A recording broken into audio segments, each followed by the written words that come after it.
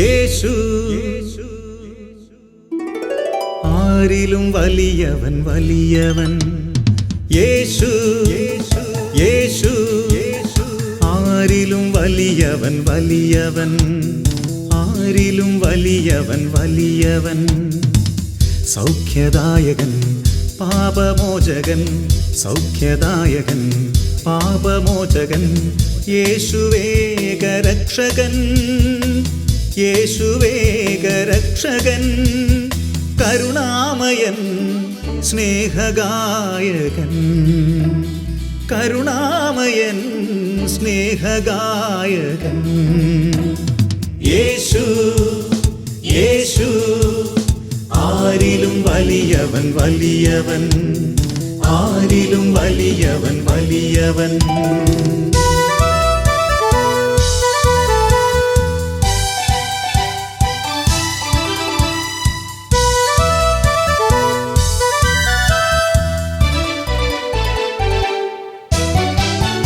അത്ഭുതങ്ങളുടെ രാജാവ്, വിടുതലിൻ്റെ ആത്മാവ്. അത്ഭുതങ്ങളുടെ രാജാവ്, വിടുതലിൻ്റെ ആത്മാവ്. ദുഃഖവും ഭയവും നിരാശയും എല്ലാം വിട്ടുപോകും. ദുഃഖവും ഭയവും നിരാശയും എല്ലാം വിട്ടുപോകും. യേശു യേശു ആരിലും വലിയവൻ വലിയവൻ. യേശു യേശു ആരിലും വലിയവൻ വലിയവൻ.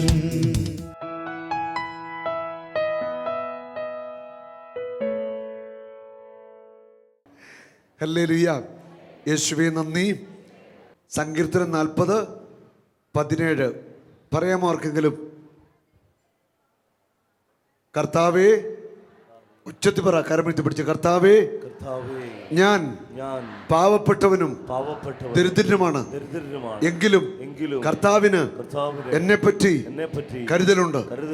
കർത്താവിന് എന്റെ കുടുംബത്തെ പറ്റി, മാതാപിതാക്കളെ പറ്റി, ജീവിത പങ്കാളിയെ പറ്റി, മക്കളെ പറ്റി, ജോലിയെ പറ്റി കരുതലുണ്ട്. എന്റെ കുടുംബത്തെ പറ്റി കർത്താവിന് കരുതലുണ്ട്. അങ്ങ് എന്റെ സഹായകനും വിമോചകനുമാണ്. എന്റെ ദൈവമേ വൈകരുതേ. ഒന്ന് വിളിച്ചേ, എന്റെ ദൈവമേ വൈകരുതേ. എന്റെ യേശുവേ വൈകരുതേ. എന്റെ യേശുവേ വൈകരുതേ.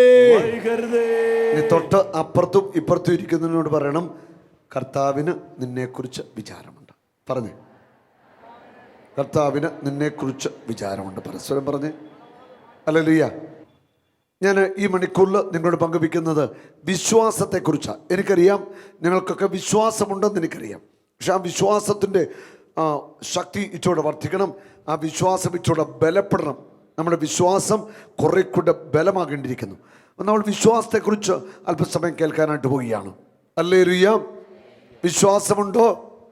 ഉണ്ട്. എന്താണ് വിശ്വാസം? കാണപ്പെടാത്തവ ഉണ്ട് എന്നും പ്രത്യാശിക്കുന്നവ ലഭിക്കുമെന്നും ഉറപ്പാണ് വിശ്വാസം. കാണപ്പെടാത്തത് ഉണ്ട്. യേശുവിനെ നേരിട്ട് കണ്ടോ നിങ്ങൾ? സ്വർഗം നേരിട്ട് കണ്ടോ? മാതാവിനെ നേരിട്ട് കണ്ടോ? സെന്റ് തോമസിനെ കണ്ടോ? ഇല്ല. പക്ഷേ കാണപ്പെടാത്ത സ്വർഗമുണ്ടെന്നും നമ്മൾ കാണാത്ത നരകം, ശുദ്ധീകരണ സ്ഥലം ഉണ്ടെന്നും ഒക്കെ നമ്മൾ വിശ്വസിക്കുന്നു. ശരിയല്ലേ? അതെ. പരിശുദ്ധ മാതാവിനെ നമ്മൾ നേരിട്ട് കണ്ടോ? പക്ഷേ പ്രാർത്ഥിക്കുമ്പോൾ വിഷനായിട്ടൊക്കെ നമുക്ക് കാണാൻ പറ്റും. ഞാൻ കണ്ടിട്ടുണ്ട്. ഈശോയൊക്കെ കണ്ടു. ഈശോ പീഡാനുഭവമൊക്കെ വിഷനായിട്ട് കണ്ടിട്ടുണ്ട്. അങ്ങനെയൊക്കെ വിശുദ്ധാത്മാക്കളെ ഒക്കെ നമുക്ക് കാണാൻ പറ്റും. അല്ല, നേരിട്ട് ലൈവായിട്ട് നമ്മൾ അടുക്കൽ വന്ന് നമ്മൾ അങ്ങനെ കണ്ടിട്ടില്ലേ? ഇല്ല. അപ്പം സത്യത്തിൽ നമ്മളെ കാണുന്നില്ല എങ്കിലും ഇവരെല്ലാവരുമുണ്ട്. സ്വർഗമുണ്ട്, മാലാഖമാരുണ്ട്, വിശുദ്ധരുണ്ട്, എല്ലാവരുമുണ്ട്. നമ്മൾ വിശ്വസിക്കുന്നു. ശരിയല്ലേ? ആണോ? ഇനി അടുത്തത്, കാണപ്പെടാത്തത് ഇവയെല്ലാം ഉണ്ട്. പ്രത്യാശിക്കുന്നവ ലഭിക്കും. നമ്മുടെ ജീവിതത്തിൽ ഒരിക്കലും പ്രത്യാശ നഷ്ടപ്പെട്ടു പോകരുത്. പ്രത്യാശ നഷ്ടപ്പെട്ടു പോകുന്നതാണ് ഏറ്റവും വലിയ അപകടമെന്ന് പറയുന്നത്. വിശ്വാസം, പ്രത്യാശ, സ്നേഹം പൗലോസ് അപ്പോസ്തലൻ പറയുന്നു. അതിൽ പ്രത്യാശ വളരെ പ്രധാനപ്പെട്ട കാര്യമാണ്. അത് കാണപ്പെടാത്തത് ഉണ്ട്, പ്രത്യാശിക്കുന്ന ലഭിക്കും. പ്രത്യാശ ഒരിക്കലും നഷ്ടപ്പെട്ടു പോകരുത് നമ്മുടെ ജീവിതത്തിൽ. എന്ത് തകർച്ചയും വന്നോട്ടെ, എന്ത് രോഗങ്ങളും വന്നോട്ടെ, എന്ത് പരാജയങ്ങളും വന്നോട്ടെ, പ്രത്യാശ കൈവിടരുത്. എപ്പോഴും മനസ്സിൽ പ്രത്യാശ. പ്രത്യാശ, എൻ്റെ ദൈവം എന്നെ നടത്തും, എൻ്റെ ദൈവം എന്നെ തകർത്ത് കളയത്തില്ല. ദൈവത്തിന് അങ്ങനെ ഒരു പദ്ധതിയില്ല കേട്ടോ. നമ്മളെ തകർത്ത് തരിപ്പണമാക്കിയിട്ട് മുഴുവൻ തീർത്ത് കളഞ്ഞിട്ട് നമ്മളെ ദൈവത്തിലേക്ക് കൊണ്ടുവരിക, അങ്ങനെ ഒരു പദ്ധതി ദൈവത്തിന് മനസ്സിലില്ല. നമ്മൾ തകർന്നു പോകുന്നുവെങ്കിൽ നമ്മൾ ചെയ്യുന്ന പാപങ്ങൾ ദൈവവചനത്തിനെതിരായിട്ട് ചെയ്യുന്നു, ദൈവകൽപ്പനകൾക്കെതിരായിട്ട് ചെയ്യുന്നു. അതുകൊണ്ടാണ് നമ്മുടെ ജീവിതത്തിൽ തകർച്ചകൾ, പരാജയങ്ങൾ ഉണ്ടാകുന്നത്. ദൈവം തകർച്ച തരുന്നു, തെറ്റാതെ. ദൈവം പരാജയം തരുന്നു, തെറ്റാതെ. ദൈവം തോൽവി തരുന്നു, ദൈവം തകർത്ത് കളയുന്നു. ഇത് ശരിയല്ല. അങ്ങനെ ഒരിക്കലും പറയാൻ പാടില്ല. അങ്ങനെ നമ്മുടെ ജീവിതത്തിൽ സംഭവിക്കുന്നുവെങ്കിൽ അത് നമ്മുടെ ജീവിതത്തിൽ എവിടെയോ സംഭവിക്കുന്ന വീഴ്ചകളാണ്. നമ്മുടെ പാപങ്ങൾ, ദൈവവുമായിട്ടുള്ള നമ്മുടെ ബന്ധം എവിടെയോ നഷ്ടപ്പെട്ടു. അതിൻ്റെ ഫലമായിട്ടാണ് നമ്മുടെ ജീവിതത്തിൽ തകർച്ചകൾ, പരാജയങ്ങൾ, രോഗങ്ങൾ, കഷ്ടതകൾ ഇതൊക്കെ കടന്നു വരും. ദൈവത്തെ മറന്നുള്ള ജീവിതം. ഹല്ലേലൂയ. ദൈവത്തെ മറന്ന് ജീവിക്കുമ്പോൾ നമ്മുടെ ജീവിതത്തിൽ തകർച്ചകൾ ആരംഭിച്ചു കഴിഞ്ഞിരിക്കും. അതുകൊണ്ട് ദൈവത്തിലേക്ക് നീ മടങ്ങി വരിക, ദൈവത്തിലേക്ക് നീ പൂർണ്ണമായിട്ട് തിരിച്ചു വരിക. എല്ലാ തകർച്ചയിൽ നിന്നും കർത്താവ് നിന്നെ രക്ഷിക്കാൻ പോകുക. എല്ലാ തകർച്ചയിൽ നിന്നും. ഈ ആഴ്ച ധ്യാനിക്കുന്ന ഒരു സഹോദരൻ ഇന്നലെ എൻ്റെ അടുക്കൽ പ്രാർത്ഥിക്കാൻ വന്നു. ഇപ്പം ധ്യാനിച്ചുകൊണ്ടിരിക്കുക. ആ മകനും ഭാര്യയും 2 കുഞ്ഞുങ്ങളും ഒക്കെ ഉണ്ട്. എൻ്റെ അടുക്ക് വന്നിട്ട് പറഞ്ഞു, ക്രിസ്റ്റി സിസ്റ്റർ പ്രത്യേകം അന്വേഷിച്ചു എന്ന് പറയണം. അപ്പം എല്ലക്കല്ലിൽ അങ്ങ് ഹൈ റേഞ്ചിലൊരു ധ്യാന കേന്ദ്രമുണ്ട്. അവിടെ 14 വർഷം മുൻപ് ഞാൻ ധ്യാനം നിർത്തിയിട്ടുണ്ട്. ഈ സഹോദരൻ്റെ പേര് ജോബി എന്ന് മറ്റാ പറഞ്ഞത്. മദ്യപാനത്തിൻ്റെ അടിമത്തമായിരുന്നു. ആ മകൻ പറയുകയാണ്, അന്ന് 14 വർഷമായി, അന്ന് സാബുബ്രതിൻ്റെ ധ്യാനം ഞാൻ കൊടുത്ത അന്ന് ഞാൻ മദ്യപാനം നിർത്തുക. ഇന്നലെ എന്നോട് പറഞ്ഞു, ഇതുവരെ പിന്നെ ഞാൻ മദ്യപിച്ചിട്ടില്ല. ഞാനും എൻ്റെ ഭാര്യ, എൻ്റെ 3 കുഞ്ഞുങ്ങളെ സന്തോഷമായിട്ട് ജീവിക്കുന്നു. ഡ്രൈവറോ ഏതാണ്ട് പണികളൊക്കെ ഉണ്ട്, സന്തോഷമായിട്ട്. 14 വർഷമായിട്ട് ഞാൻ മദ്യപിച്ചിട്ടില്ല. അതിനു മുമ്പ് ഞാൻ മദ്യപാനിയും ഒത്തിരി പാപവഴി ജീവിച്ച വ്യക്തിയാണ്. ഒരു ധ്യാനം 14 വർഷം മുൻപ് നമ്മുടെ ഒരു ധ്യാനത്തിൽ കൂടിയ മകനാണ്. Hallelujah, hallelujah. നമ്മൾ തിരിച്ചറിയണം, വചനം കേട്ട് ദൈവത്തിലേക്ക് തിരിച്ചു വന്നാൽ, വിശ്വാസ ജീവിതത്തിലേക്ക് വന്നാൽ, നമ്മുടെ ജീവിതത്തിലെ സകല തകർച്ചകളും കർത്താവ് മാറ്റിത്തരും. നമ്മുടെ തകർച്ചകൾ കർത്താവ് ഏറ്റെടുക്കും. നീ തിരിച്ചു വരണം കർത്താവിലേക്ക്. കർത്താവ് അത് ആവശ്യപ്പെടുന്നത്. നീ തിരിച്ചു വാ, വിശ്വാസ ജീവിതത്തിലേക്ക് മടങ്ങി വാ. വിശ്വാസ ജീവിതത്തിലേക്ക് പ്രത്യാശയോടെ നീ മടങ്ങി വരണം. അപ്പോൾ നിന്റെ ജീവിതത്തിൻ്റെ എല്ലാ മേഖലകളും, കുടുംബം, കുഞ്ഞുങ്ങൾ, സമ്പത്ത്, ജോലിവേലകൾ, ബിസിനസ്, കൃഷികൾ, മക്കളുടെ വിദ്യാഭ്യാസം, എന്തുമാവട്ടെ, അവിടെ എല്ലാം ദൈവിക ഇടപെടൽ ഉണ്ടാകാൻ പോകുക. നീ വിശ്വാസ ജീവിതത്തിലേക്ക് തിരിച്ചു വരണം. പാപവും പാപത്തിൻ്റെ വഴികളും നീ പൂർണ്ണമായിട്ട് ഉപേക്ഷിക്കണം. അത് ഉപേക്ഷിക്കുന്നതോടെ നിന്റെ ഹൃദയത്തിൽ പ്രത്യാശ നിറണം, വിശ്വാസം നിറണം, ദൈവസ്നേഹം നിറണം. പറയണം എല്ലാവരും, എൻ്റെ ദൈവം എന്നെ ഒരിക്കലും ഉപേക്ഷിക്കത്തില്ല. അതാ പ്രത്യാശ. എൻ്റെ കർത്താവ്, ഞാൻ എത്ര പാപം ചെയ്തിട്ടുണ്ടെങ്കിലും ഞാൻ തിരിച്ചു വന്നു കഴിയുമ്പോൾ എനിക്ക് നഷ്ടപ്പെട്ടതെല്ലാം അവൻ തിരിച്ചു തരും. ഹല്ലേലൂയ.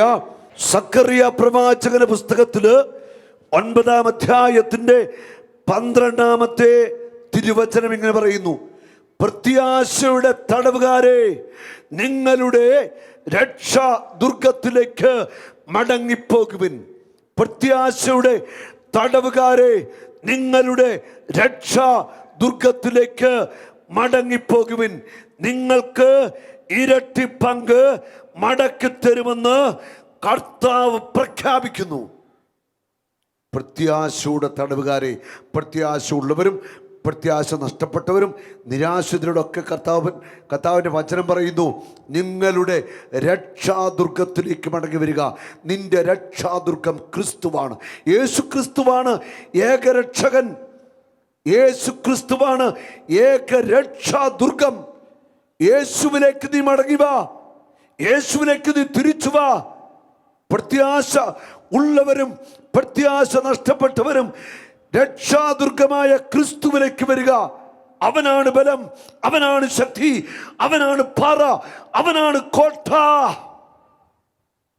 രക്ഷാദുർഗത്തിലേക്ക് മടങ്ങി വരിക. ഇരട്ടി പങ്ക് നിനക്ക് ഞാൻ തിരിച്ചു തരുമെന്ന് പ്രഖ്യാപിക്കുന്നു. ഇരട്ടി പങ്ക്.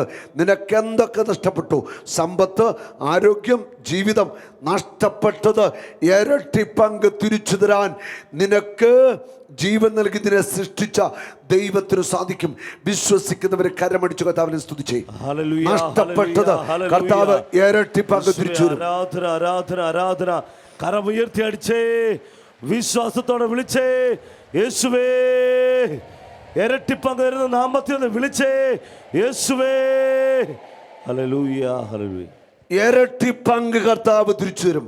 അടുത്തിരിക്കുന്ന ആണ്ട് പറഞ്ഞേ, വിശ്വാസ ജീവിതത്തിലേക്ക് തിരിച്ചു വന്നാൽ ഇരട്ടി പങ്ക് കർത്താവ് തരും എന്ന് പറഞ്ഞേ. ധൈര്യത്തോടെ പറഞ്ഞു, അത് ഉറപ്പുള്ള കാര്യമാണ്. വിശ്വാസ ജീവിതത്തിലേക്ക് തിരിച്ചു വന്നാൽ ഇരട്ടി പങ്ക് അവൻ തിരിച്ചു തരും, ഉറപ്പാ. കർത്താവിന്റെ വചനത്തിന് മാറ്റമൊന്നുമില്ല. നീ തിരിച്ചു വരണം. പാപവും പാപത്തിന്റെ മാർഗങ്ങളെ വിട്ടുപേക്ഷിച്ച് വിശ്വാസ ജീവിതം. എന്താ വിശ്വാസ ജീവിതം? വചനത്തിന്റെ ജീവിതം, കൽപ്പനകൾ അനുസരിക്കുന്ന ജീവിതം, കൂദാശയുടെ ജീവിതം, പ്രാർത്ഥനയുടെ ജീവിതത്തിലേക്ക് തിരിച്ചു വന്നേ. ഇരട്ടി പങ്ക് കർത്താവ് തരുമെന്ന് പറഞ്ഞെങ്കിൽ തന്നിരിക്കും. മത്തായി 24:35. ആകാശവും ഭൂമിയും കടന്നു പോകും, എന്നാൽ എൻ്റെ വചനങ്ങൾ കടന്നു പോകത്തില്ല. യേശു ക്രിസ്തുവിൻ്റെ വചനത്തിന് മാറ്റമില്ല. ദൈവത്തിൻ്റെ വചനം അതേപടി നിലനിൽക്കുന്നു. ആ വചനം വാക്കു തരികയാ, ഇരട്ടി പങ്ക് നിനക്ക് ഞാൻ തിരിച്ചു തരും. ഹല്ലേലൂയ പറഞ്ഞേ, ഞാൻ വിശ്വസിക്കുന്നു. ഇരട്ടി പങ്ക് കർത്താവ് എനിക്ക് മടക്കി തരും. ഇരട്ടി പങ്ക്. വാ തുറന്ന് ഒച്ചത്തിൽ പറഞ്ഞേ, ഞാൻ വിശ്വസിക്കുന്നു, ഞാൻ വിശ്വസിക്കുന്നു, ഞാൻ വിശ്വസിക്കുന്നു. എനിക്ക് നഷ്ടപ്പെട്ടത് ഇരട്ടി പങ്കായി കർത്താവ് തിരിച്ചു തരും. എനിക്ക് നഷ്ടപ്പെട്ടത് ഇരട്ടി പങ്കായി കർത്താവ് തിരിച്ചു തരും. വിശ്വസിക്കാമോ? പ്രത്യാശിക്കാമോ? വിശ്വസിക്കുക, പ്രത്യാശയോടെ അത് കിട്ടാൻ വേണ്ടി കാത്തിരിക്കുക. തരുമെന്ന് സംശയിക്കേണ്ട. കർത്താവ് തരുന്നത് എങ്ങനെയാ? ലുബ്ധിച്ചാണ് തരുന്നത്. നമ്മൾ മനുഷ്യരാ ലുബ്ധിച്ചു കൊടുക്കുന്നല്ലേ? അല്ലെ, കുറച്ച് ലുബ്ധിച്ചു കൊടുക്കുന്നത് ശരിയല്ലേ? അതെ. ദൈവം അങ്ങനല്ല. ദൈവം എങ്ങനെ കൊടുക്കുന്നത്? അമർത്തി കുലുക്കി നിറച്ചളന്ന്. എങ്ങനെയാണ്? അമർത്തി കുലുക്കി നിറച്ചളന്ന് മടിയിലേക്ക് ഇട്ട് തരും. ആണ് നിറച്ചളന്ന് കർത്താവ് കൊടുക്കുന്നത്. കർത്താവ് കൊടുക്കുമ്പോൾ അത് ഫ്രീയാ, അതിന് ചിലവൊന്നുമില്ല കേട്ടോ. നിങ്ങൾ ആരും വിചാരിക്കേണ്ട ഇന്നിവിടെ സ്തോത്ര കാഴ്ച ഇട്ടിട്ടാ നിങ്ങൾക്ക് രോഗശാന്തി കിട്ടിയെന്നൊന്നും ആരും വിചാരിക്കേണ്ട. നിങ്ങൾ സ്തോത്ര കാഴ്ച ഇട്ടാലും ഇട്ടില്ലെങ്കിലും രോഗശാന്തി കർത്താവ് തരും. സ്തോത്ര കാഴ്ച ഇട്ടാലും ഇട്ടില്ലെങ്കിലും നിങ്ങളുടെ കുടുംബത്തെ കർത്താവ് അനുഗ്രഹിക്കും. സ്തോത്ര കാഴ്ച ഇട്ടാലും ഇട്ടില്ലെങ്കിലും കർത്താവ് നിങ്ങളുടെ മക്കളെ അനുഗ്രഹിക്കും. സ്തോത്ര കാഴ്ച ഒരു പൈസയും കയ്യില്ലെങ്കിലും നീ കണ്ണുനീരോടെ ഇവിടെ നിന്നാൽ മതി, നിന്റെ കാര്യത്തിൽ കർത്താവ് ഇടപെട്ടിരിക്കും. അതുകൊണ്ട് അങ്ങനെയൊന്നും ആരും വിശ്വസിക്കരുത് കേട്ടോ. ഞാനിട്ട സ്തോത്ര കാഴ്ചയുടെ വലിപ്പമാണ് കർത്താവിനെ അനുഗ്രഹിച്ചെന്ന്. അങ്ങനെയൊന്നും ആരും ചിന്തിക്കേണ്ട. അല്ലെ എൻ്റെ പ്രാർത്ഥനയുടെ മിടുക്കൊണ്ടാ, എൻ്റെ ശക്തി കൊണ്ടാ, അങ്ങനെ വിചാരിക്കണം. നമ്മുടെ പ്രാർത്ഥനയുടെ മിടുക്കോ നമ്മുടെ സ്തോത്ര കാഴ്ചയോ നമ്മുടെ മുട്ടതിപ്പോ ഒന്നുമല്ല നമ്മൾ അനുഗ്രഹിക്കപ്പെടുന്നത്. നമ്മൾ അനുഗ്രഹിക്കപ്പെടുന്നതിന് ഒറ്റ കാരണമേ ഉള്ളൂ, ക്രിസ്തു എനിക്ക് വേണ്ടി കുരിശിൽ മരിച്ചു. ഞാൻ യേശുവേ എന്ന് വിളിക്കുമ്പോൾ പിതാവ് സ്വർഗത്തിൽ നിന്ന് ഒരു കാഴ്ച കാണുകയാണ്. കാൽവരിയിൽ തൻ്റെ പ്രിയപുത്രൻ വേദന കൊണ്ട് പിടയുന്നത്. ആ പുത്രൻ്റെ നാമത്തിൽ നമ്മൾ വിളിക്കുന്ന നിമിഷം ഇതാ, പിതാവിന് ക്രിസ്തുവിലൂടെ എന്നെയും നിങ്ങളെയും അനുഗ്രഹിക്കാതിരിക്കാൻ ആവില്ല. നീ മുട്ട നിന്നോ, നീ സ്തോത്ര കാഴ്ച ഇട്ടോ, ഇതൊന്നും കർത്താവിന് ചോദ്യമല്ല. നീ ഹൃദയം നുറുങ്ങി വിളിച്ചാൽ മതി, കണ്ണുനീരോടെ പ്രാർത്ഥിച്ചാൽ മതി. നിനക്ക് വേണ്ടത് മുഴുവൻ കർത്താവ് തരും.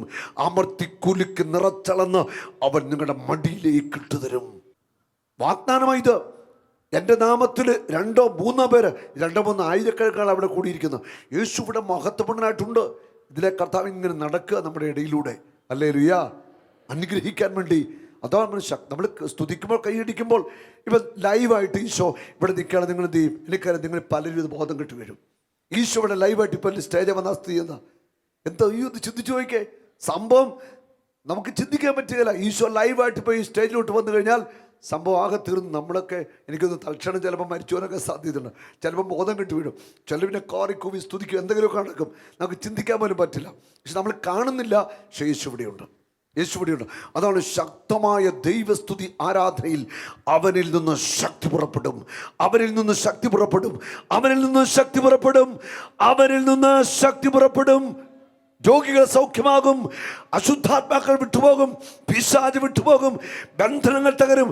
അവന്റെ നാമത്തെ ഒന്ന് വിളിച്ചാൽ മതി, സകല കോട്ടകളും തകർക്കപ്പെടും. ഹല്ലേലൂയ. അവന്റെ നാമത്തെ ഒന്ന് വിളിച്ചാൽ മതി, സകല ബന്ധനങ്ങൾ തകർക്കപ്പെടും. അവന്റെ നാമത്തെ വിളിച്ചാൽ മതി, അനുഗ്രഹം നമ്മുടെ മേൽ ഒഴുകുകയാ. ഒന്ന് വിളിച്ചേ, യേശുവേ യേശുവേ. എറണാകുളം പട്ടണം കിടുങ്ങി വിറക്കട്ടെ യേശുനാമത്തിന്റെ ശക്തിയിൽ. യേശുവേ യേശുവേ. ഹല്ലേലൂയ. പ്രത്യാശയുടെ തടവുകാരി, നിങ്ങൾക്ക് ഇരട്ടി പങ്ക് മടക്കി തരുമെന്ന് കർത്താവ് പ്രഖ്യാപിക്കുന്നു. കർത്താവ് പ്രഖ്യാപിച്ചു കഴിഞ്ഞിട്ട് കർത്താവ് സൈൻ ചെയ്താൽ പിന്നെ അത് പ്രഖ്യാപിച്ചു കഴിഞ്ഞു തന്നെ. നമുക്ക് വലിയൊരു അഭിഷേകം വേണം. നമ്മുടെ രാജ്യം അനുഗ്രഹിക്കപ്പെടണം, സഭയിൽ ഉണർവുണ്ടാവണം, സഭയിലെ പ്രതിസന്ധികൾ മാറണം, സഭയുടെ മേൽ സ്വർഗത്തിൻ്റെ തീ പരിശുദ്ധാത്മ തീർക്കണം. സഭാമക്കൾ മുഴുവൻ ശക്തരായ ആത്മാഭിഷേകമുള്ളവരായിട്ട് മാറണം. വേണ്ടേ? മാറണ്ടേ? ഇങ്ങനെ പോയാൽ മതിയോ? പോരാ. ശക്തമായ പരിശുദ്ധാത്മാഭിഷേകമുള്ള വ്യക്തികളായിട്ട് നമ്മളെല്ലാം മാറണമെന്നാണ് ദൈവം ആഗ്രഹിക്കുന്നത്. ഹല്ലേലൂയ. ഇവിടെ ഈ സമൂഹത്തിൽ പ്രത്യാശയെല്ലാം നഷ്ടപ്പെട്ടു, എല്ലാ പ്രതീക്ഷ തീർന്നവർ ആരെങ്കിലും ഉണ്ടെങ്കിൽ ഉറച്ചു വിശ്വസിക്കുക, പ്രതീക്ഷ ഒരിക്കലും നഷ്ടപ്പെടുത്തരുത്, പ്രത്യാശ ഒരിക്കലും നഷ്ടപ്പെടുത്തി കളയരുത്. എൻ്റെ കർത്താവ് ഏതു പടുകുടിയിൽ നിന്നും എന്നെ കൈപിടിച്ച് ഉയർത്തും. കണ്ണുമടച്ച് വിശ്വസിക്കണം. ഹല്ലേലൂയ. സാധിക്കുമോ? കർത്താവിന് നിന്നെ ഉയർത്താൻ പറ്റുമോ? മത്തായിയുടെ സുവിശേഷത്തിൽ 17-ാം അധ്യായത്തിൻ്റെ 14 മുതൽ 21 വരെയുള്ള തിരുവചനങ്ങൾ. യേശു ഒരു അപസ്മാര രോഗിയെ സുഖപ്പെടുത്തുന്ന സംഭവം അവിടെ പറയുന്നു. അവർ ജനക്കൂട്ടത്തിൻ്റെ അടുത്തേക്ക് വന്നപ്പോൾ ഒരാൾ കടന്നു വന്ന് അവൻ്റെ സന്നിധിയിൽ പ്രണമിച്ചുകൊണ്ട് പറഞ്ഞു, കർത്താവേ, എൻ്റെ പുത്രനെ കനിയണമേ, അവൻ അപസ്മാര പിടിപെട്ട് വല്ലാതെ കഷ്ടപ്പെടുന്നു. ഒരാൾ വന്നിട്ട് പറയുക, എൻ്റെ കുഞ്ഞ് അപസ്മാര പിടിപെട്ട് വല്ലാതെ കഷ്ടപ്പെടുന്നു, വലിയ പ്രയാസത്തിലാണ് അപസ്മാര രോഗത്താൽ. ഞാൻ ഓർക്കാണ്, വർഷങ്ങൾക്ക് മുമ്പ്, അനേക വർഷം, ഒരു 15 വർഷങ്ങൾക്കൊക്കെ പുറകിൽ എൻ്റെ നാട്ടുകാരനായ ഒരു ചെറുപ്പക്കാരൻ, അവൻ്റെ പേര് ടിജോ എന്ന്, അവനിപ്പോൾ ദുബൈയിലെ മറ്റോ വർക്ക് ചെയ്യുന്നു. ഒരു സാധാരണ ഒരു പാവപ്പെട്ട കുടുംബം. ഇവന് സെമിനാരി പഠിക്കുമ്പോൾ അവന് അപസ്മാര രോഗമുണ്ടായി. 8 വർഷം 7 വർഷം കഴിഞ്ഞ് പഠിച്ചു. സെമിനാരി പഠിച്ചുകൊണ്ടിരിക്കുമ്പോൾ നിരന്തരം അപസ്മാരമുണ്ടാകുന്നു. അങ്ങനെ ആ ചെറുപ്പക്കാരന് സെമിനാരിയിൽ നിന്ന് പോരേണ്ടി വന്നു. ഒരു സ്ഥിതി ഈ അമ്മ നമ്മുടെ പ്രാർത്ഥനാ സ്ഥലത്ത് അവിടെ അന്നത്തെ കൂട്ടായ്മയിൽ കൊണ്ടുവന്നു ഇമാനെ പ്രാർത്ഥിക്കാൻ. ഞാൻ പറഞ്ഞു, അവനെയുമായിട്ട് ഈ മാസം നമ്മുടെ ധ്യാനം വന്നുകൂടുക. അന്ന് നമ്മുടെ ധ്യാനം കൊടക്കച്ചിറ ഗുഡ് ന്യൂസ് നടക്കുന്ന കാലമാണ്. ഞാൻ പറഞ്ഞു, അവിടെ കൊണ്ടുവരിക. ഒരു 15 വർഷത്തിന് പുറകിലെ സംഭവമാണത്. അവിടെ കൊണ്ടുവരാൻ പറഞ്ഞു. അന്ന് ആ മകനും അവിടെ അവർ ധ്യാനത്തിന് വന്നു. എൻ്റെ ഓർമ്മ, ധ്യാനത്തിൻ്റെ 2ാമത്തെ ദിവസം വൈകുന്നേരം 5 മണിയിലെ സെക്ഷന് ചായ കുടി കഴിഞ്ഞ് ഉള്ള സെക്ഷൻ ശക്തമായി സ്തുതിപ്പും പാട്ടും നടക്കും. ശക്തമായിട്ട് ഞാനിങ്ങനെ സ്തുതിപ്പിച്ചോണ്ടിരിക്കുമ്പോൾ കാണുകയാണ്, ഈ ചെറുപ്പക്കാരൻ 3ാമത്തെ റോയിലെ കസേരയിൽ അങ്ങേ സൈഡിലായിരിക്കുന്നു. സ്തുതിച്ചുകൊണ്ടിരിക്കുമ്പോൾ ഇങ്ങനെ പെടന്നിങ്ങനെ പോവുക. എനിക്ക് അവിടെ ഒന്ന് കാണാം. പെടന്ന് ആ പോക്ക് പോയാൽ ഭിത്തിയിൽ അടിച്ചു വീഴും. ഭിത്തിയുടെ സൈഡിലാണ്. ഞാൻ മൈക്ക് വെച്ചിട്ട് ഓടി ഇറങ്ങി ചെന്നിട്ട്, അതിന് മറ്റാരും അറിയുന്നില്ല, അവരെല്ലാം ശക്തമായ സ്തുതിപ്പിലാണ്, കണ്ണൊക്കെ അടച്ച്. ഞാൻ ഓടിച്ചെന്ന് ഇവനെ പിടിച്ചു. ഇവൻ വീണു. അവിടെ കാർപ്പറ്റുണ്ട്, അവിടെ കിടന്നിട്ട് കൈയും കാലും ഇട്ടടിച്ച് വായിലുള്ള തുപ്പലൊക്കെ വന്ന് അപസ്മാരത്തിൻ്റെ പരിപാടിയൊക്കെ കളിച്ചുകൊണ്ടിരിക്കാം. ഞാനിങ്ങനെ മുട്ടുകുത്തി നിന്നിട്ട് തലയ്ക്ക് വെച്ച് അവന് പ്രവർത്തിക്കുന്ന അപസ്മാര രോഗത്തിൻ്റെ ആത്മാവിനെ ബന്ധിച്ച് കുറേ സമയം പ്രാർത്ഥിച്ചു. പിന്നെ അനങ്ങാതെ ഇവിടെ കിടന്നു. പ്രാർത്ഥന കഴിഞ്ഞിട്ട് ഞാൻ കയറിപ്പോന്നു. സ്തുതിപ്പ പ്രാർത്ഥന എല്ലാം കഴിഞ്ഞു. ധ്യാനമൊക്കെ കഴിഞ്ഞ് തിരിച്ചു പോന്നു. വർഷം ഇപ്പോൾ എനിക്കൊന്നൊരു 17-18 വർഷമായി കാണും. കഴിഞ്ഞ വർഷം അവൻ ഗൾഫിൽ നിന്ന്, ഇപ്പോൾ കല്യാണം കഴിഞ്ഞ പിള്ളേരൊക്കെ ആയി, ഗൾഫിൽ വന്നപ്പോൾ കുഞ്ഞുങ്ങളെയൊക്കെ ആയിട്ട് എന്നെ കാണാൻ വന്നു. എന്നോട് അറിയുമോ? ഞാൻ പറഞ്ഞു, ഓർക്കുന്നുണ്ട്. ഞാൻ അന്നേരം ചോദിച്ചു, നിനക്ക് പിന്നീട് അപസ്മാര രോഗമുണ്ടായിട്ടുണ്ടോ? പിന്നീട് ഇന്ന് വരെ അവൻ അപസ്മാര രോഗമുണ്ടായിട്ടില്ല. വർഷങ്ങൾ എത്രയോ കടന്നുപോയി. അന്ന് കർത്താവ് അപസ്മാര രോഗത്തിൻ്റെ ആത്മാവിനെ ബന്ധിച്ചതാ. അന്ന് അവൻ സൗഖ്യം പ്രാപിച്ചു. ഹല്ലേലൂയ. എത്രയോ അനുഭവങ്ങൾ, എത്രയെത്ര സൗഖ്യങ്ങൾ. ഹല്ലേലൂയ. ഇവിടെ ഒരു അപസ്മാര രോഗിയെ യേശുവിൻ്റെ അടുക്കൽ കൊണ്ടുവന്നിട്ട് പറഞ്ഞു, ഈ അപസ്മാര രോഗിയെ നിന്റെ ശിഷ്യന്മാരുടെ അടുക്കൽ ഞങ്ങൾ കൊണ്ടുവന്നതാ. അവർക്ക് അവനെ സൗഖ്യമാക്കാനായിട്ട് കഴിഞ്ഞില്ല. ഈ അപസ്മാര രോഗിയെ സൗഖ്യമാക്കാൻ നിന്റെ ശിഷ്യന്മാർക്ക് കഴിഞ്ഞില്ല. കഷ്ടമായിപ്പോയി അല്ലേ? ഒരു പരാതി യേശു എടുക്കുന്നത്, നിന്റെ ശിഷ്യന്മാർക്ക് അപസ്മാര രോഗിയെ സുഖപ്പെടുത്താൻ കഴിഞ്ഞില്ല.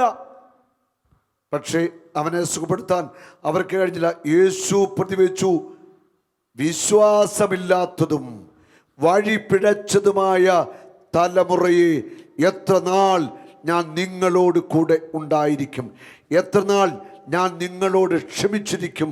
അവനെ ഇവിടെ എൻ്റെ അടുത്ത് കൊണ്ടുവരിക. വിശ്വാസമില്ലാത്ത തലമുറ, വഴി പിഴച്ച തലമുറ ഈ കാലഘട്ടത്തിന് ഏറ്റവും യോജിച്ച വാക്കുകളാണ്.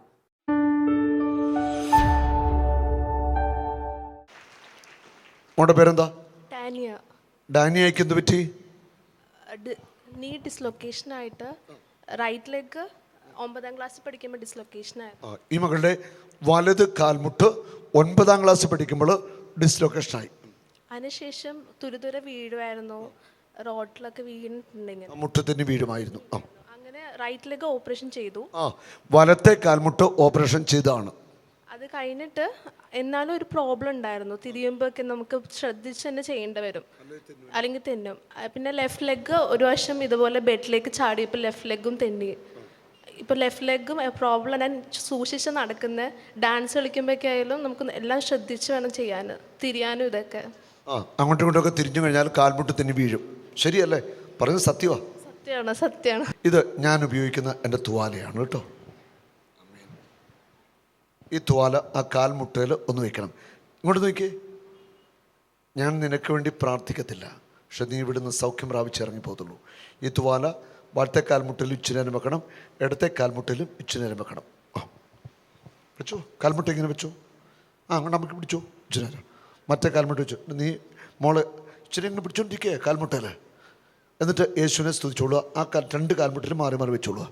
വിശുദ്ധ ബൈബിളിൽ അപ്പസ്തോല പ്രവർത്തനത്തിൽ നമ്മളിങ്ങനെ വായിക്കുന്നുണ്ട്. 19-ാം അധ്യായത്തിൻ്റെ 12-13 വചനങ്ങൾ. പൗലോസ് അപ്പസ്തോലൻ്റെ തൂവാലകളും അംഗവസ്ത്രങ്ങളും രോഗികളുടെ അടുക്കൽ കൊണ്ടുവന്നു. അത് രോഗിയെ സ്പർശിച്ചു, അത്ഭുതം നടക്കുകയാണ്. രോഗികൾ സൗഖ്യം പ്രാപിച്ചു. പൗലോസ് അപ്പസ്തോലൻ്റെ തൂവാലകളും അംഗവസ്ത്രങ്ങൾ സ്പർശിച്ചപ്പോൾ രോഗികൾ സൗഖ്യം പ്രാപിച്ചു. പിശാച് അലറിക്കൊണ്ട് വിട്ടുപോയി. അശുദ്ധാത്മാക്കൾ അലറിക്കൊണ്ട് വിട്ടുപോയി. ഉണ്ടോ? പൗലോസ് അപ്പസ്തോലൻ്റെ തൂവാലകളിലൂടെ അംഗവസ്ത്രങ്ങളിലൂടെ കർത്താവ് അത്ഭുതം ചെയ്യാം. Hallelujah, hallelujah. ഞാനിവർക്ക് വേണ്ടി പ്രാർത്ഥിക്കത്തില്ല, ഈ കൊച്ചിനു വേണ്ടി ഞാൻ പ്രാർത്ഥിക്കുന്ന പ്രശ്നമില്ല. പക്ഷെ ഇവിടെ നിന്ന് സൗഖ്യം പ്രാപിച്ച് ഇവിടെ ഇറങ്ങിപ്പോകത്തുള്ളൂ. ആമേൻ. യേശു അവൻ ഇവിടെയുണ്ട്. മോളെ അത്തുവാരിങ്ങന്നേരം ശരീരം വിറയ്ക്കുന്നുണ്ടോ? ഷിവർ ചെയ്യുന്നുണ്ട്. തൂവാല വെച്ചാൽ വിറയ്ക്കുമോ? വിറയ്ക്കും. ഇപ്പം ഷിവർ ചെയ്യുന്നുണ്ട് ഇവളുടെ ശരീരം. കാൽമുട്ട് വലിച്ചു കൊടുഞ്ഞ് യേശുവിന്റെ നാമത്തിൽ മുട്ടിനി ഊരത്തില്ല. വലിച്ചു കൊടുഞ്ഞു, ശക്തമായിട്ട് തൊഴിച്ചേ. മറ്റേ കാലം കണ്ണൊക്കെ തുറക്കും. മോളെ കണ്ണൊക്കെ തുറന്നേ. തിരിച്ചോ, നന്നായിട്ട് വട്ടം കണക്കട്ടെ. മോളെ എങ്ങോട്ട് വേണേലും മുട്ട് തിരിക്കോ കറക്കോ ചെയ്തോ, എന്ത് വേണേലും ചെയ്തോ. പോരാ സ്പീഡ് പോരാ, ശക്തമായിട്ട്. ഇടത്തെ കാലം വലിച്ചു കൂടാ. ഇനി മുട്ടിങ്ങനെ വെച്ചിട്ട് നന്നായിട്ട് വട്ടം കറക്കി തിരിച്ച് എന്താ വേണം ചെയ്തോ. ഡാൻസുകാരിയല്ലേ, വേണേച്ച് സ്റ്റെപ്പ് എടുക്കുന്നതിന് കുഴപ്പമില്ല. ഇവിടെ വെച്ച് ആമേൻ. വട്ടം കറക്ക്, തൊഴിച്ച് മുട്ട ഇളകട്ടെ. തൊഴിച്ച് ഇളക്കിക്കോ മുട്ട. മറ്റേ കാലുടെ വലിച്ചു കൊടുത്തേ. മതിയോ? എന്ത് പറയുന്നു? വിശ്വസിക്കാൻ പറ്റുന്നില്ലേ? വിശ്വസിക്കാൻ പറ്റുന്നില്ല. ഹബക്കൂക്ക് 1-ാം അധ്യായം 5-ാമത്തെ വചനം പറയുന്നു, ജനതകളുടെ ഇടയിലേക്ക് നോക്കി നിങ്ങൾ വിസ്മയഭരിതരാകുവിൻ. പറഞ്ഞാൽ ആർക്കും വിശ്വസിക്കാനാവാത്ത പ്രവൃത്തികൾ നിങ്ങളുടെ മധ്യേ ഞാൻ ചെയ്യും. ഹല്ലേലൂയ. പറഞ്ഞാൽ ആർക്കും വിശ്വസിക്കാനാവാത്ത പ്രവൃത്തികൾ ഞാൻ നിങ്ങളുടെ മധ്യത്തിൽ ചെയ്യും. ഹല്ലേലൂയ. വിശുദ്ധ ബൈബിളിൽ എന്തൊക്കെ പറഞ്ഞിട്ടുണ്ടോ അതുപോലെ തന്നെ രോഗശാന്തികളും അത്ഭുതങ്ങളും ഇന്ന് നടക്കും. കാരണം യേശു ക്രിസ്തു ഇന്നും ജീവിക്കുന്നു. അവൻ ജീവിക്കുന്ന ദൈവമാണ്. അവൻ അത്ഭുതങ്ങളുടെ ദൈവമാണ്. ഒന്നുകൂടെ തൊഴിച്ച് കാണിച്ചേ, നാട്ടുകാർ കാണട്ടെ. മറ്റേക്കാർ തൊഴിച്ചേ. ആ, തിരിച്ചു ഒന്നുകൂടെ നന്നായിട്ട് മുട്ടൊക്കെ അങ്ങോട്ട് തിരിച്ച് ഇളക്കി മുട്ടുകുത്തുന്നേ. ഓക്കെ അല്ലേ? മോടെ പേരെന്താ പറഞ്ഞേ? ഡാനിയ. സന്തോഷമായോ? ഇപ്പം എന്താ വർക്ക് ചെയ്യുന്നത്? പഠിക്കുക, BCom final year. Okay, Eesho അനുഗ്രഹിക്കട്ടെ കേട്ടോ. ആമേൻ.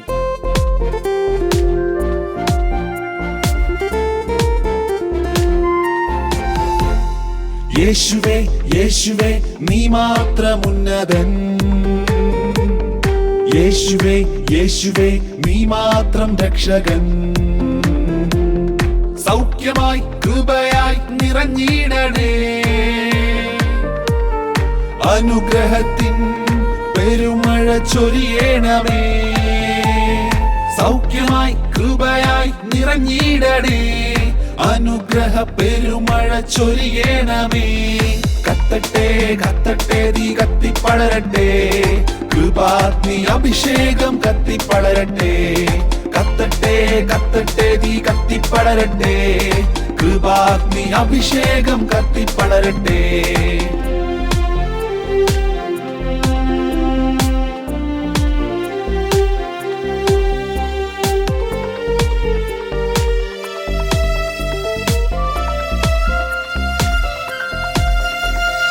ദേശങ്ങളിൽ രാജ്യങ്ങളിൽ കൃപാഗ്നി അഭിഷേകം കത്തിപ്പടരട്ടെ. ദേശങ്ങളിൽ രാജ്യങ്ങളിൽ കൃപാഗ്നി അഭിഷേകം കത്തിപ്പടരട്ടെ. കത്തട്ടെ കത്തട്ടെ തീ കത്തിപ്പടരട്ടെ. സുവിശേഷം തീ പോലെ കത്തിപ്പടരട്ടെ.